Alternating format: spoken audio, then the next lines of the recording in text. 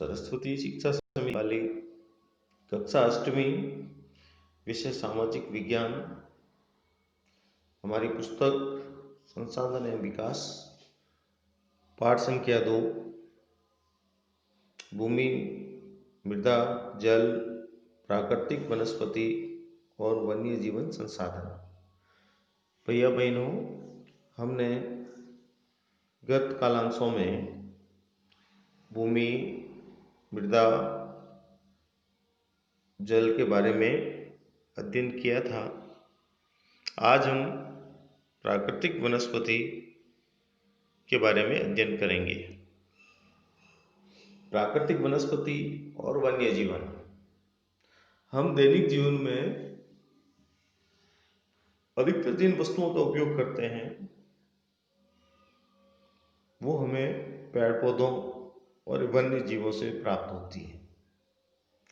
जैसे जूट, टाट, इससे थैले, बोरे इत्यादि बनाए जाते हैं।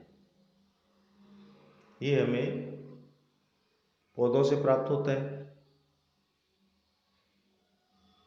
ऐसे ही अपने पूर्वोत्तर राज्य में जहाँ आर्द्रता रहती है, आसाम, मणिपुर, मिजोरम, मेघालय, इन क्षेत्रों में बांस बहुतायत में पाया जाता है और इस बांस की कुर्सियाँ, टेबल इत्यादि भी बनी हुई आपने देखी होगी। बांस के फर्नीचर बनाए जाते हैं।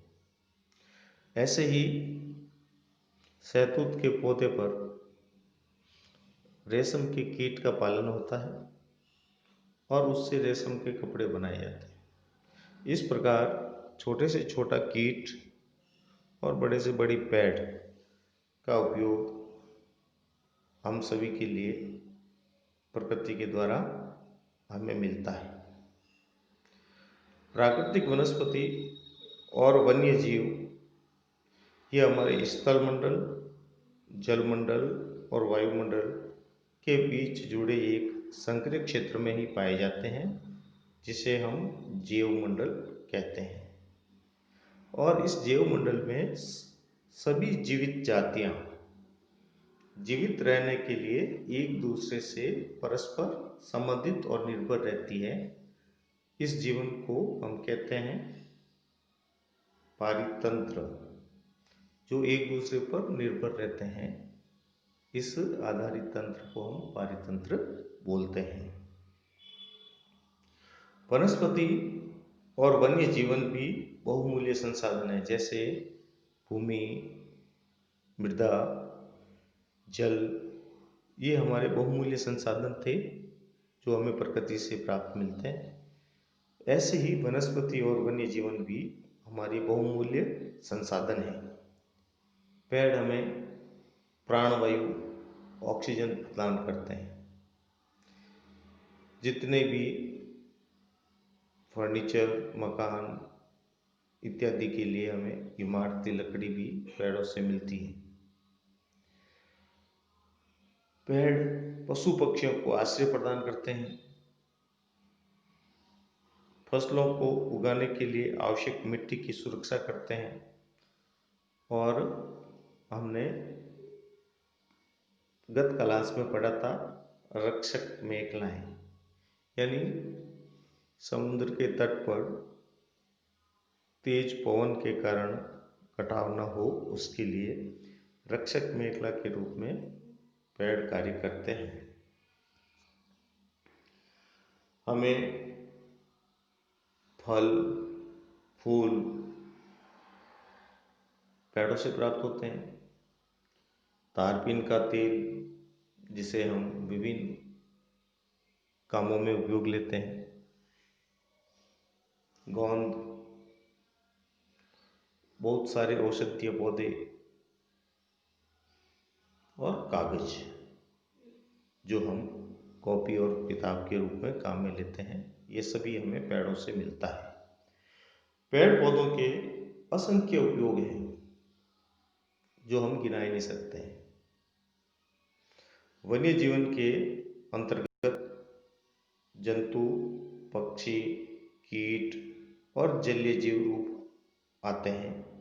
उनसे हमें दूध, जैसे गाय, भैंस, बकरी, इनका दूध, मांस, अधिकतर पशुओं की खाल, उसका चमड़ा, जिससे हमारे दैनिक उपयोग के बहुत सारी चीज़ें बनती है, जूते हैं, पर्स है, बैग है इत्यादि। भेड़ से ऊन प्राप्त होती है। ऐसे ही कीट जैसे मधुमक्खी हमें शहद प्रदान करती है। फूलों के परागण में भी मधुमक्खी मदद करती है और पारितंत्र में अपघटक के रूप में एक महत्वपूर्ण भूमिका भी निभाती है। चिड़िया अपने भोजन के लिए कीटों पर निर्भर है और अपघटकों के रूप में कार्य करती है। गिद्ध मृत जीव जंतुओं को खाने के कारण एक अपमार्जक है और पर्यावरण का एक महत्वपूर्ण शोधक भी है। इस प्रकार हम कह सकते हैं कि वनस्पति और कीट, जंतु, ये सभी एक दूसरे पर आत्मनिर्भर हैं, दूसरे पर निर्भर हैं और ये अपमार्जक का भी कार्य करते हैं। जैसे मर्द पशु पड़े रहते हैं, गिद्ध के झुंड आते हैं और उनको साफ कर लेते हैं। तो यह पर्यावरण में इन मर्द पशुओं के मांस इत्यादि को अपमार्जक के रूप में साफ कर लेते हैं। लेकिन हम देखते हैं काफ़ी समय से गिद्ध की संख्या बहुत कम हो रही है और ये कम क्यों हो रही है, ये भी अपन अभी पढ़ेंगे। प्राणी चाहे कीट हो अथवा शेर, छोटा सा कीट हो अथवा शेर, बड़े से बड़ा जानवर हो, सभी पारितंत्र के संतुलन को बनाए रखने के लिए अनिवार्य है। जैसे मैंने बताया, एक चिड़िया छोटे मोटे कीट उनको अपने भोजन के लिए खाती है।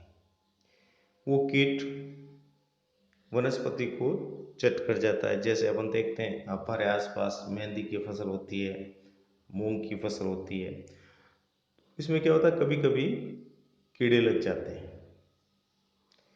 अब कीड़े लगते हैं, उससे क्या होती है, वो फसल नष्ट हो जाती है। लेकिन जब बहुतायत में पक्षी होते हैं तो वो इन कीटों को भोजन के रूप में ग्रहण कर लेते हैं, तो वो फसल बर्बाद होने से बच जाती है। अभी टिड्डी का प्रकोप चला, क्या है, कीट है। अब जहाँ जाती है वो पूरी की पूरी फसल को चौपट कर देती है। तो इस प्रकार इस पारितंत्र को संतुलन बनाए रखने के लिए भी वनस्पति और जंतु अपना योगदान करते हैं। जैसे गिद्ध कम हो रहे हैं, क्यों कम हो रहे हैं, क्योंकि हमारे भारतीय उपमहाद्वीप में पशुओं के उपचार के लिए डिक्लोफेनाक, एस्प्रिन, इबुप्रोफेन जैसी दर्द निवारक यानी पीड़ानाशी दवाइयों का इलाज होता है। और जब ये पशु इन दवाइयों का उपयोग करने के बाद भी मर जाते हैं और उनका मांस ये गिद्ध खाते हैं, उनके कारण इन गिद्धों की किडनी में संक्रमण हो जाता है और ये मर जाते हैं। इसके कारण बहुतायत में हमारे भारतीय उपमहाद्वीप में गिद्धों की संख्या कम हो गई है। सरकार भी इन दवाओं पर अब प्रतिबंध लगा रही है और गिद्धों के आरक्षित स्थान यानी कुछ स्थान ऐसे कर दिए गए हैं जहाँ केवल गिद्धों को सुरक्षित रखा जा रहा है ताकि उनका प्रजनन हो, और आवश्यक भी है, अन्यथा इनका मृत पशुओं का अपमार्जक कैसे होगा, यह भी संभव नहीं होगा। तो पारितंत्र गड़बड़ा सकता है। इसलिए हमें इन पशु पक्षियों को और ऐसी आरक्षित जाति के पक्षियों और पशुओं का भी संरक्षण करना चाहिए। तो प्रश्न है, जैव मंडल किसे कहते हैं? स्थलमंडल, जलमंडल के बीच में और वायुमंडल के बीच में एक संकरी पट्टी है जिसे जीवमंडल कहते हैं।